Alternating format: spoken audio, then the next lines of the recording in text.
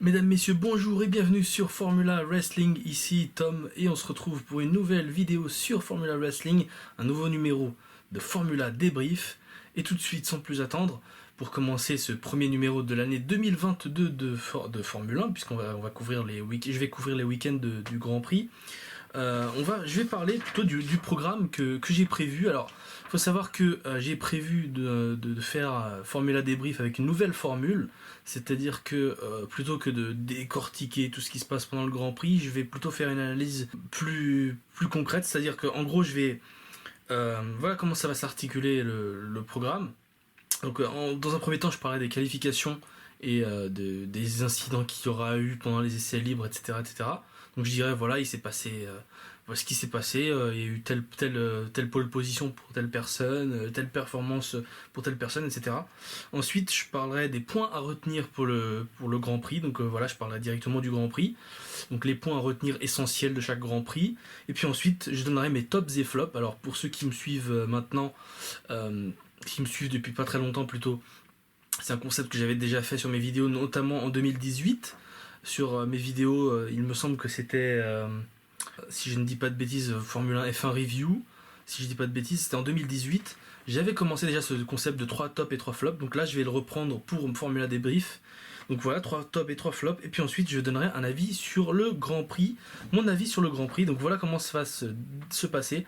Et sans plus attendre, on va passer du coup au premier point de cette vidéo de Formula Débrief. Et on va commencer par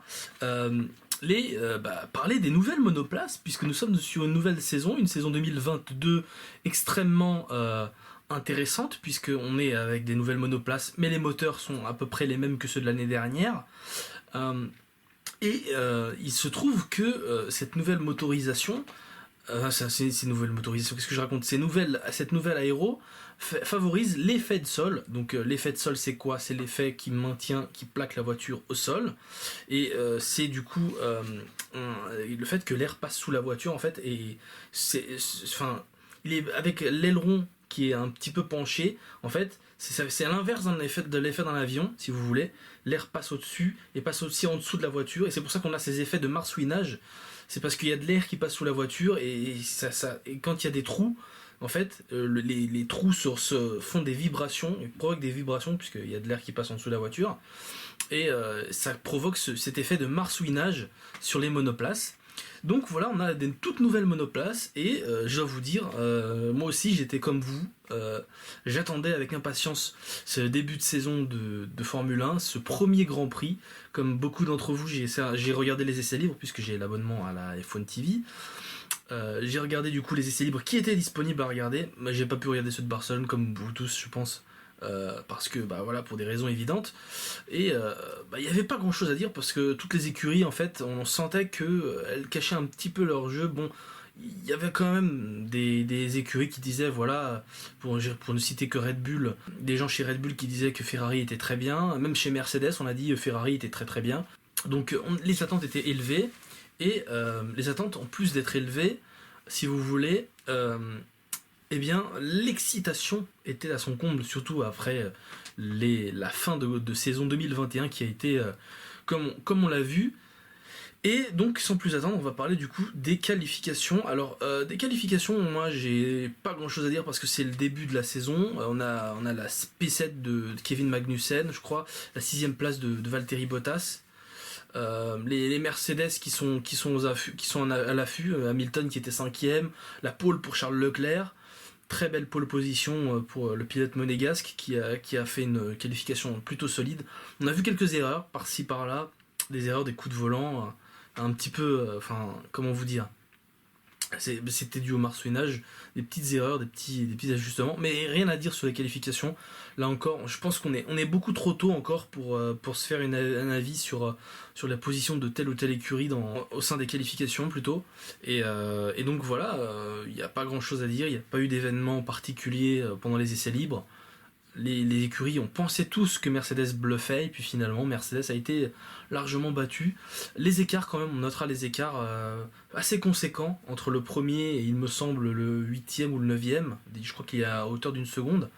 Mais bref, on remarquait déjà pendant les qualifications qu'il y avait cet effet comme il a été étudié par les personnes de la FIA et très très très très bien, cet effet que les voitures se suivent parfaitement bien. Et du coup, je vous propose de passer à ce qu'il faut retenir de ce Grand Prix de Bahreïn. Et donc, pour parler du Grand Prix de Bahreïn, on va parler du Grand Prix de Bahreïn du coup, et les points à retenir. Donc, le premier point à retenir de ce Grand Prix, c'est Ferrari, la Scuderia Ferrari. Ferrari est de retour en Formule 1, au top de la Formule 1, avec un doublé, 1 et 2, Leclerc premier et Sainz deuxième. Il y a eu des adversités pour Sainz, mais de toute façon, on sent que Sainz aurait pu faire quelque chose. C'est un Grand Prix qui a été assez mouvementé, je dirais, en termes de hiérarchie. On a eu des duels, on a eu de bonnes choses. On a vu sur un circuit comme Bahreïn, qui est souvent assez soporifique, on va dire. On a eu des monoplaces qui se suivaient finalement, j'allais dire voitures, mais vous avez compris, c'est des monoplaces. Et des voitures qui se suivaient, et Ferrari a fait un très très bon résultat, un très très bon score, premier et deuxième. Et figurez-vous que Ferrari avait déjà lancé Leclerc dans ses arrêts au stand, et à chaque fois que Charles Leclerc allait faire un arrêt au stand, Max Verstappen réussissait à rattraper l'écart que Leclerc avait creusé avec le deuxième, avec le premier plutôt. Et cet écart que Leclerc avait creusé avec Verstappen, en fait, il se réduisait à chaque fois qu'il rentrait au stand, les deux fois où il y a eu une rentrée au stand.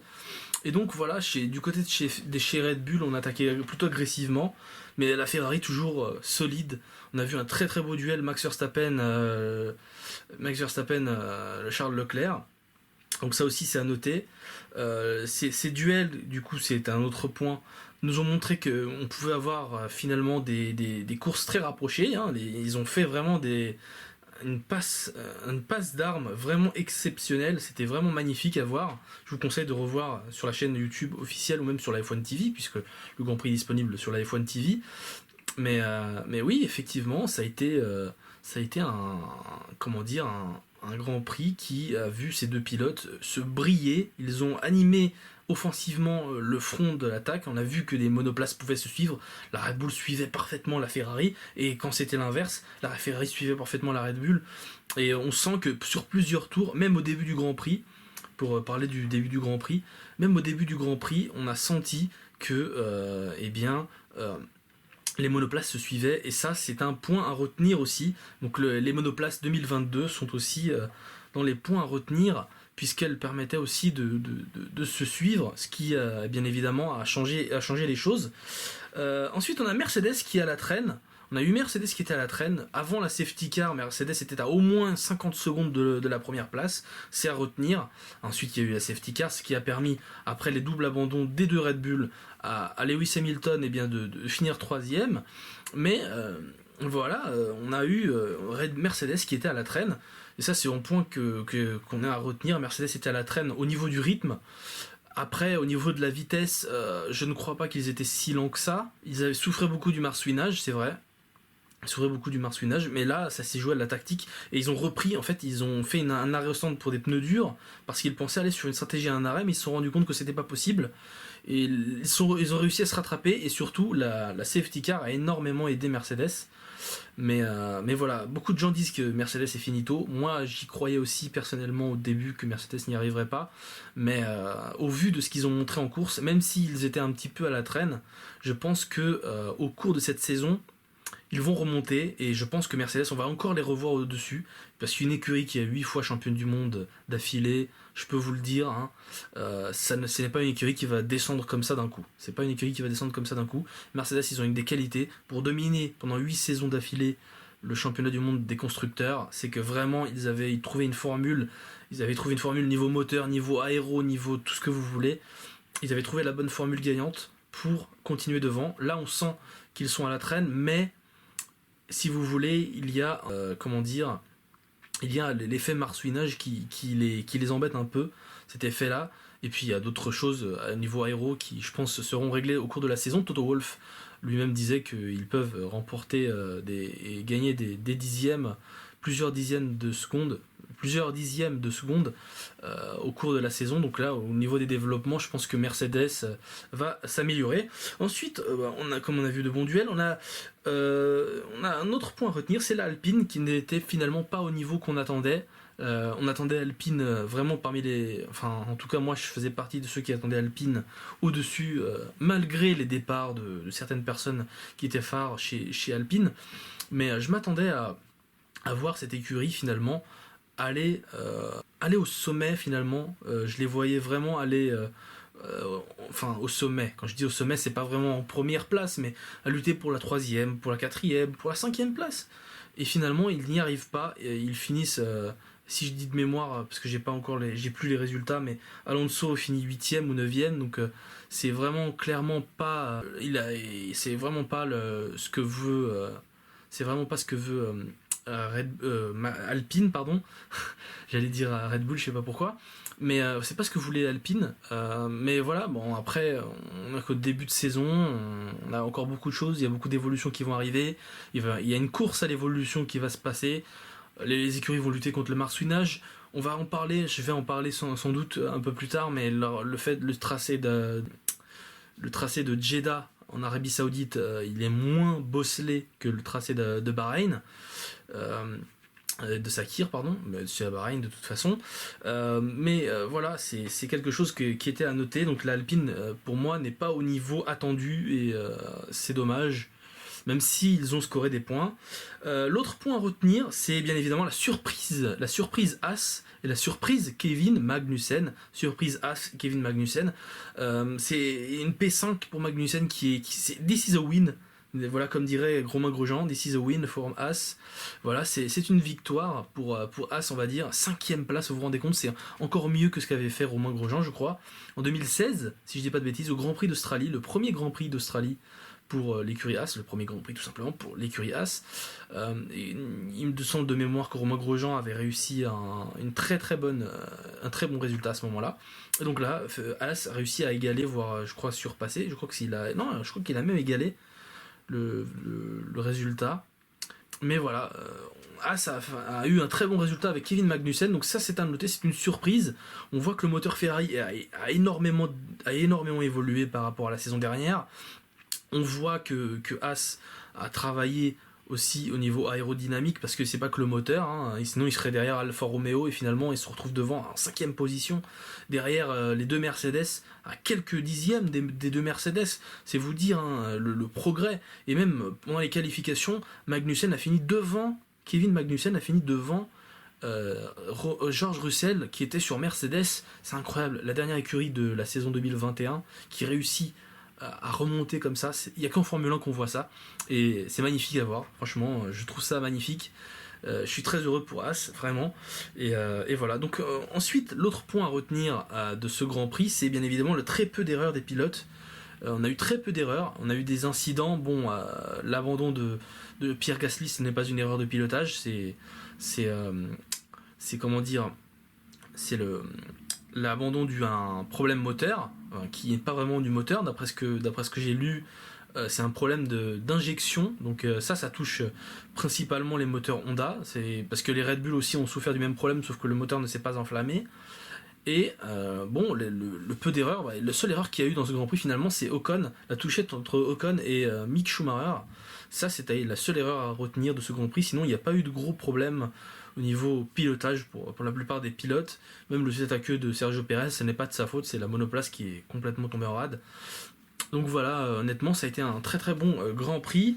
On va passer du coup aux tops et flops de ce Grand Prix, de ce week-end de Grand Prix de Bahreïn, le premier Grand Prix de la saison 2022. Du coup, on se retrouve pour les tops. On va commencer par les tops, bien évidemment, puisque les tops, vous le savez, c'est les moments, tout simplement, c'est le mieux du week-end. On va commencer par le meilleur et puis on finit par le pire. Et donc, on va commencer par les tops. Et comme je vous ai dit, je vais faire un petit peu la même formule que en 2018 que j'avais fait dans F1 Review, c'est-à-dire que je vais donner 3 tops et 3 flops, et chaque top aura un point. Donc le premier top il aura 3 points, le deuxième top aura 2 points, et le dernier aura 1 point. Je calculerai ensuite le nombre de tops et de flops qu'il y a eu, et puis en fin de saison j'essaierai de faire un point, même si ça va être compliqué, parce que au vu je vous dirai après en fin de vidéo des projets que j'ai à faire dans la vie personnelle, qui font que finalement j'aurai peut-être pas le temps en fin de saison de faire autant de vidéos que je fais à présent, mais bon, je vais essayer de maintenir le niveau, mais ça va être dur. Bref, on va commencer par les tops, et on commence par un double top, puisque c'est en première place, mais c'est deux noms que j'ai voulu mettre sur les tops. C'est Ferrari et Charles Leclerc. Alors la Scuderia Ferrari, j'ai voulu la mettre en top parce qu'ils ont travaillé extraordinairement bien pour cette saison 2022. Ils ont commencé avec une monoplace qui est vraiment très très bien, fiable, rapide, tout ce que vous voulez. Ils ont fourni à leurs pilotes une très très bonne monoplace qui est pour l'instant la meilleure. Ils sont d'ailleurs en tête du championnat à la suite de ce Grand Prix, même si ça ne veut rien dire parce que ce n'est que le premier Grand Prix de la saison, mais on sent qu'ils ont une base de travail qui est vraiment très très bonne. En revanche, c'est pas les seuls, puisque Charles Leclerc a conduit vraiment très très bien, donc c'est pour ça que je l'ai mis aussi dans mes tops. Donc j'ai mis Ferrari et Charles Leclerc en même position dans mes tops. Charles Leclerc parce qu'il a fait une très bonne course, il a été solide, il a résisté à la pression de Max Verstappen, il a été dépassé mais il a su garder le calme et reprendre sa position, et il a eu une très belle bataille avec Max Verstappen. D'ailleurs le pilote batave est allé le féliciter, et donc voilà, c'est pour ça que j'ai voulu mettre Charles Leclerc et Ferrari au même point de ce top. Ensuite en deuxième, j'ai voulu mettre là aussi d'un double top. J'ai voulu mettre Haas et Kevin Magnussen, mais en premier Kevin Magnussen. Donc en numéro 2 dans ces tops, je vais mettre du coup Kevin Magnussen et Haas. Pourquoi ce choix? Tout simplement parce que d'un côté Kevin Magnussen a vraiment très très bien performé. Faire une 5ème place avec une Haas, c'est énorme, surtout quand on sait les 2 dernières saisons et même les 3 dernières saisons qu'il y a eu par le passé, les difficultés que l'écurie a connues par le passé. C'est une 5ème place qui est vraiment, vraiment, vraiment un bol d'air frais pour cette écurie. Et Magnussen a très très bien piloté. Pendant toute la course, il a été dans le rythme des Mercedes. Il a réussi à vraiment causer des problèmes à des Mercedes. Il a même, il me semble, fait un dépassement sur une Mercedes. Oui, il a vraiment fait une très très belle course, le pilote danois. Et donc c'est pour ça que j'ai voulu le mettre dans mes tops. Et puis ensuite j'ai mis Haas, puisque cette conduite de Kevin Magnussen, ce n'est pas seulement dû au talent, même s'il a du talent, c'est aussi parce qu'il a eu la monoplace. Et la monoplace, on l'a vu avec Mick Schumacher qui finit 11ème, je crois, ou 12ème. On l'a vu avec Mick Schumacher qui finit aux portes des points. Mick Schumacher aurait pu, s'il avait eu plus d'expérience, je pense que c'est l'expérience qui a causé un problème à Mick Schumacher. Et donc voilà, c'est ça qui a fait que le pilote allemand n'a pas pu il n'a pas pu se qualifier pour avoir plus de points à la fin du Grand Prix. Mais voilà, c'est une écurie qui a monté. Pour moi, ils méritent clairement d'être dans mes tops parce qu'ils ont fait plus de points que dans les 2 dernières années précédentes. Dans les 2 dernières saisons précédentes plutôt, et donc c'est avec extrêmement grand plaisir que je les mets dans mes tops. Donc voilà, Haas et Kevin Magnussen. En troisième dans mes tops, j'ai choisi un pilote qui moi personnellement je n'étais pas extrêmement fan. C'est Valtteri Bottas. Pourquoi Valtteri Bottas? Parce que il a bien performé pendant les qualifications. Il a fini devant l'une des 2 Mercedes. Il me semble que c'était Valtteri Bottas devant, c'est George Russell. Voilà, George Russell. Il était devant George Russell. Et le pilote finlandais a très bien piloté lui aussi au cours de ce Grand Prix.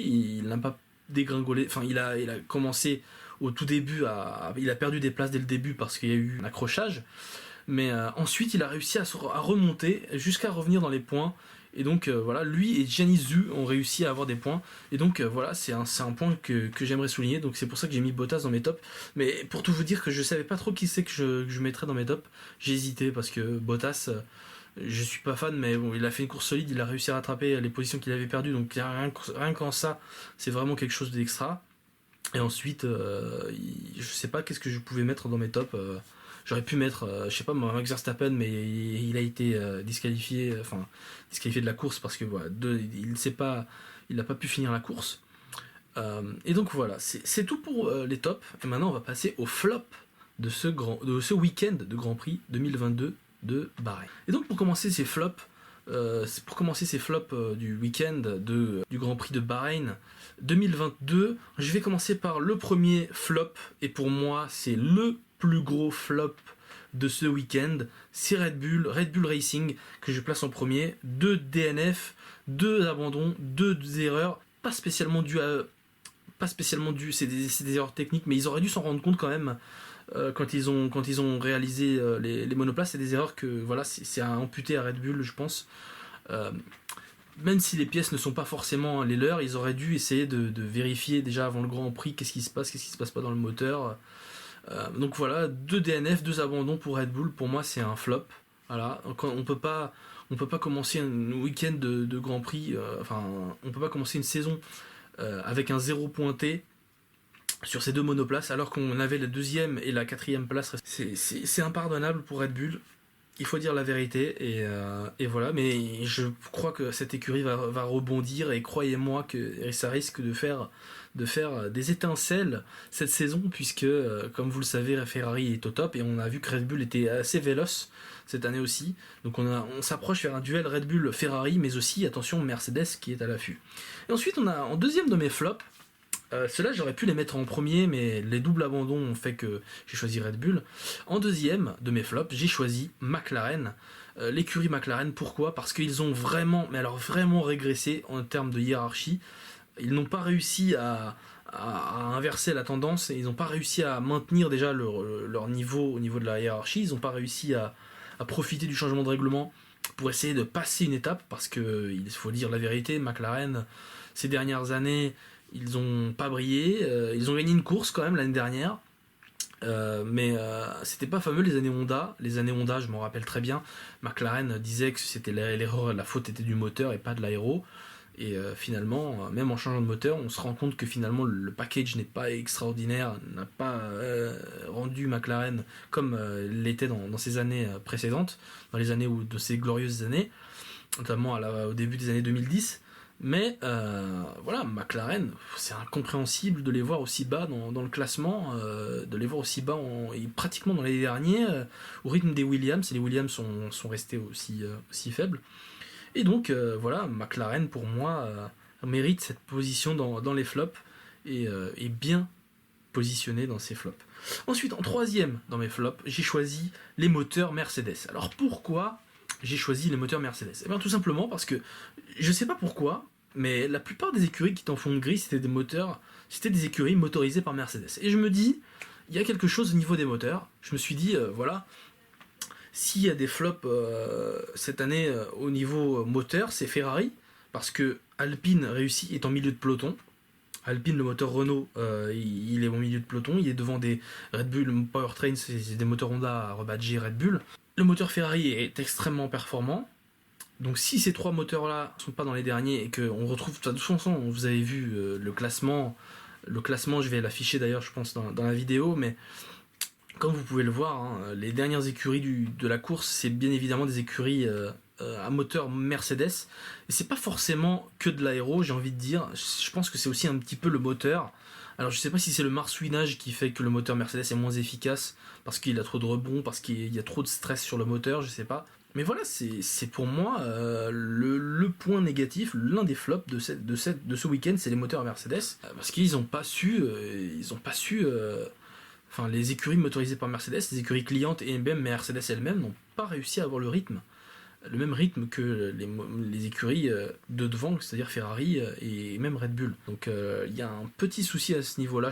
C'est pour ça que j'ai voulu les mettre en dernier. Je n'avais pas trop d'idées aussi pour mettre dans mes flops, hein, je vais pas vous le cacher. Il n'y a pas eu beaucoup de problèmes. Je pense que j'aurais pu mettre aussi Aston Martin, pour ne citer que, qui ont aussi fait un flop, ou les Williams, là aussi.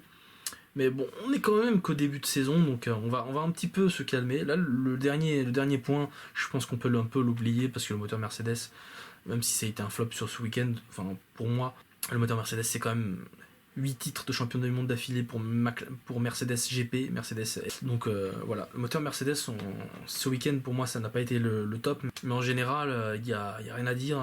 Ils ont 8 titres d'affilée, l'écurie Mercedes, donc voilà, il il y a du travail.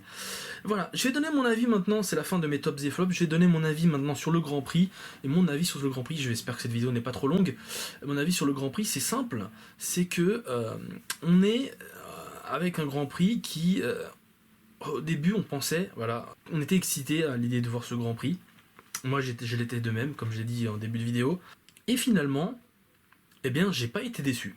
J'ai pas été déçu, les travaux qui ont été réalisés par les personnes de la FIA, par tout un consortium de personnes, ils ont été vraiment très bien réalisés.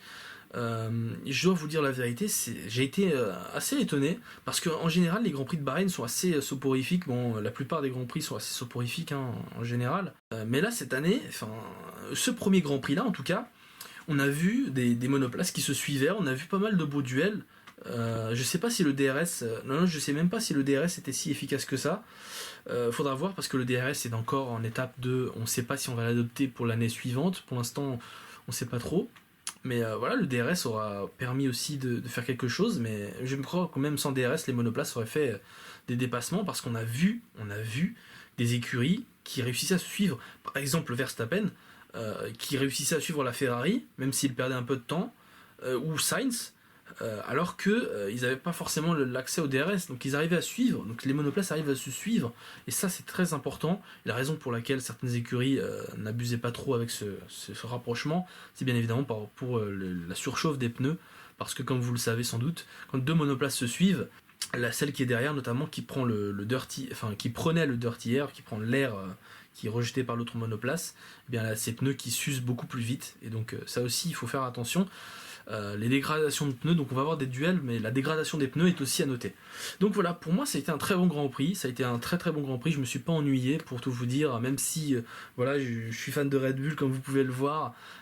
J'aime bien Red Bull, j'aime bien Ferrari, j'aime bien Mercedes, j'aime bien tout, à peu près toutes les écuries. Voilà, je suis pas un fanatique seulement d'une seule personne ou d'une seule écurie. Voilà, je vais vous dire la vérité.